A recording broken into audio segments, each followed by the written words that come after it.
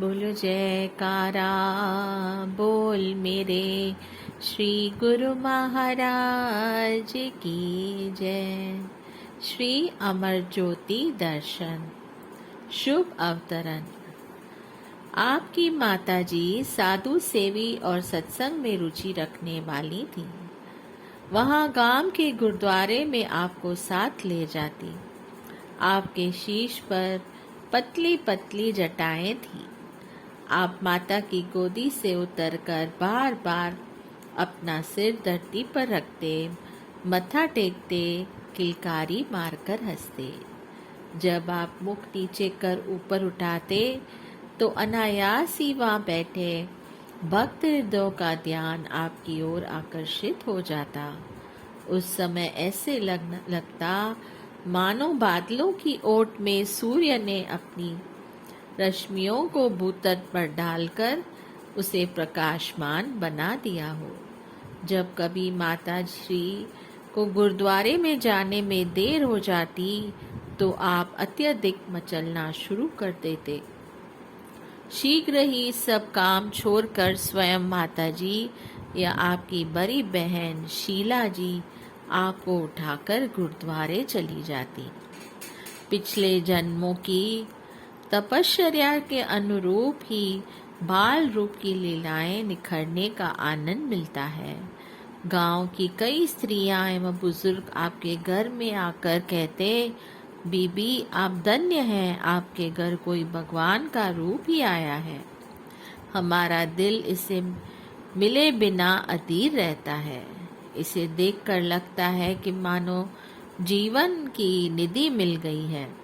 कई सुदृढ़ संबंधी आकर कहते कि न जाने क्यों बार बार आपके घर आने को मन करता है। क्यों, कौन से अनोखे लाल ने आपके घर पे जन्म लिया है। घर में पांव रखते ही दिल हर्ष से भर जाता है।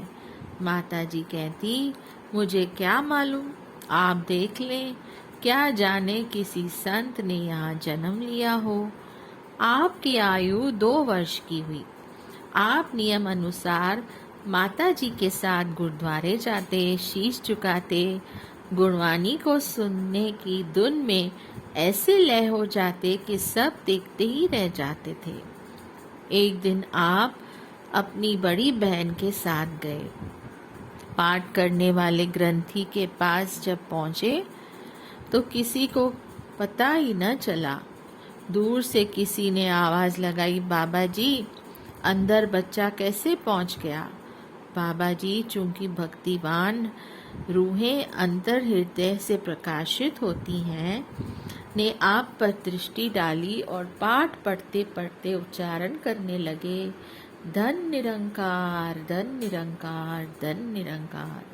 संगत भी ऊंचे स्वर में बोलने लगी, धन निरंकार। बाबा जी आनंदातिरेक से उच्चारण करने लगे कि निरंकार की ज्योत किस रूप में और कब आती है। वह अपना रूप प्रकटाती है परंतु जीव समझ नहीं पाते। वे सांकेतिक भाषा में बतला रहे थे कि दिव्य ज्योत ने बालक के रूप में दर्शन दिए हैं।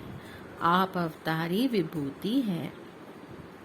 वैदिक नियम अनुसार संसार में यह नियम प्रचलित है कि नाम संस्कारन, अन्न प्राशन, मुंडन संस्कार आदि समय समय पर संबंधियों में पर्व की भांति मनाए जाते हैं।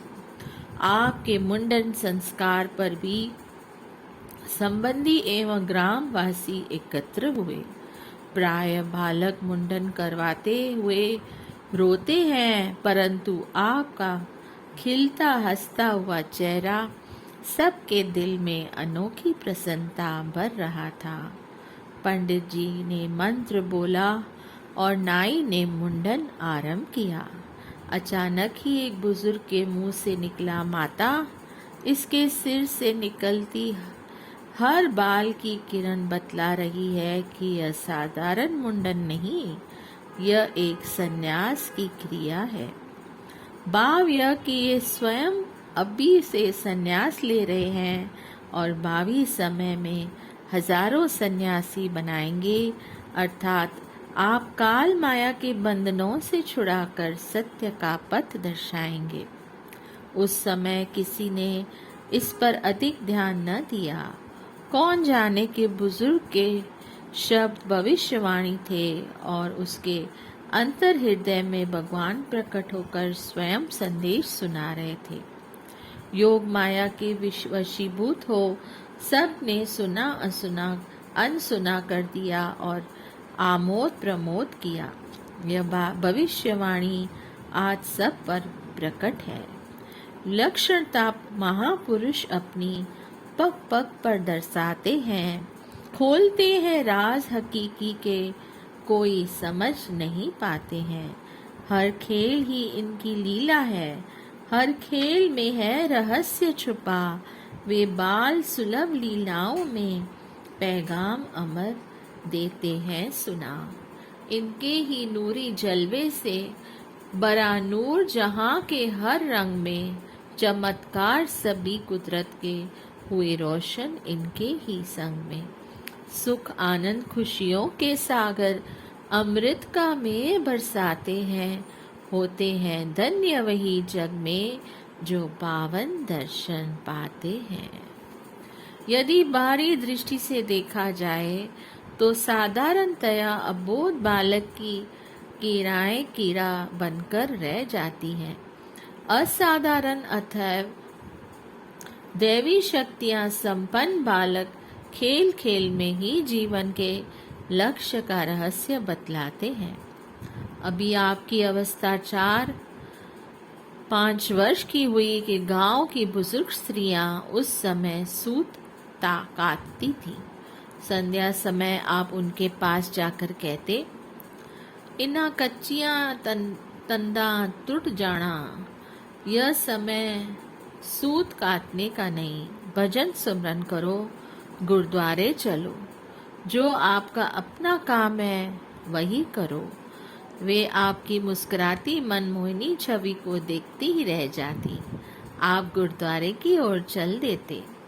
आप बचपन से ही सौम्य प्रवृत्ति एवं असाधारण प्रकृति की आभा लिए हुए थे। उस समय कौन जानता था कि आप अमर सत्यता की ज्योति का विराट स्वरूप बनेंगे। अवतार स्वयं चमत्कार दिखाते नहीं, अपितु स्वयं को छुपाते हैं। जैसे श्री कृष्ण रूप भगवान हर खेल के चमत्कार पर माया का पर्दा डाल सबको भ्रमित कर देते थे। आपने लौकिक मर्यादाओं का पालन करने के लिए पाठशाला में शिक्षा प्राप्त की। ज्ञान के सागर होते हुए भी संसार के नियम धर्मों को मुख्यता प्रदान की। गांव बलरवाल में माध्यमिक पाठशाला में पढ़ना आरंभ किया।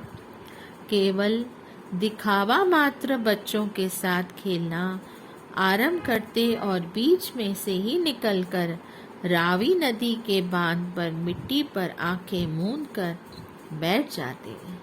कभी कभी बच्चे आपको वहां से आकर उठाते और ठिठोली करते हुए कहते कि हमारे साथ क्यों नहीं खेलते, यहाँ क्या मिलता है।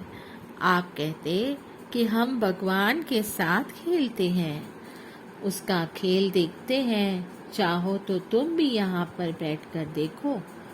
कल कल करती नदी के पानी की धुनी मानो दैवी संगीत सुना रही है। ऐसा सुनकर वे बच्चे कभी कभी वहाँ बैठ जाते और सचमुच ही प्यारी धुन है कहते हुए उठ जाते। मायावश पुनः अपने खेल खेलने लग जाते। आपकी आयु 10 वर्ष की हुई। आपके शिक्षक का नाम राम प्रकाश था। वह भी भक्त भाव रखने वाला पुरुष था। वह सोचता कि इन्हें देखते ऐसे लगता है कि इनके अंदर दैवी शक्ति है।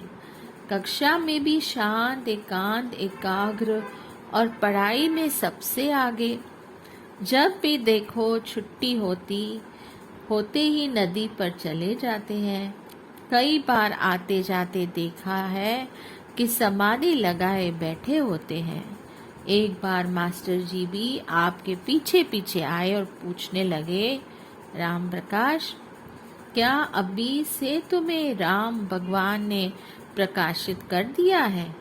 अभी तो तुम्हारे खेल कूद आमोद प्रमोद के दिन हैं, हमें भी कुछ ज्ञान कराओ। आपने विनम्रता से कहा, आपकी शिक्षा से मैं शिक्षित हो रहा हूँ। आप ही कहते हैं कि संसार भगवान का खेल मात्र है। आप शिक्षक यानी गुरु हैं। मैं तो आपके द्वारा ही दी गई शिक्षा से उस खेल को दिखाने यहाँ आता हूँ, उसे अनुभव करने का प्रयास कर रहा हूँ। प्रकृति का कण कण उसके दिव्य तेज में ऐसा अनोखा खेल खेल रहा है।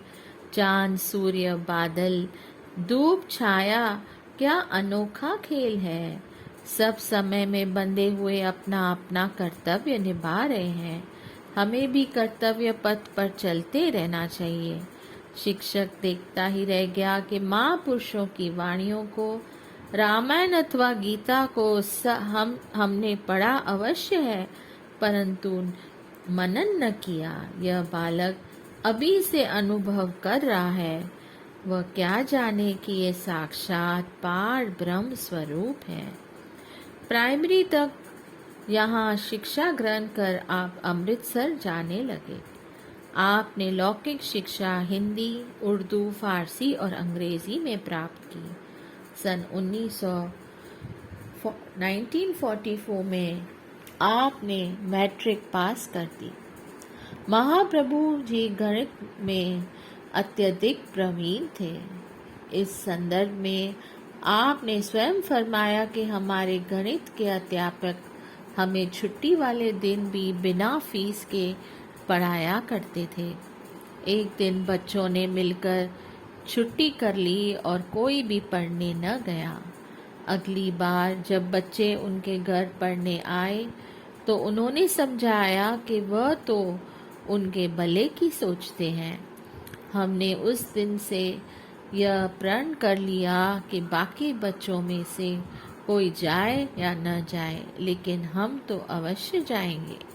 शिक्षा ग्रहण करने के लिए शिक्षक के प्रति श्रद्धा और जीवन में अनुशासन आवश्यक है। आपने पुण्य कभी छुट्टी न ली और गणित में आप सदैव सर्वोपर रहे। आपके बड़े भाई कलकत्ता के दुकान और व्यापार करते थे। आप सांसारिक कार्य व्यवहार करते हुए निर्लिप्त रहते। आपके घर के सभी सदस्य मानो त्याग की मूर्ति थे। अत्यधिक हास्य विलास उन्हें पसंद नहीं था। आप 1900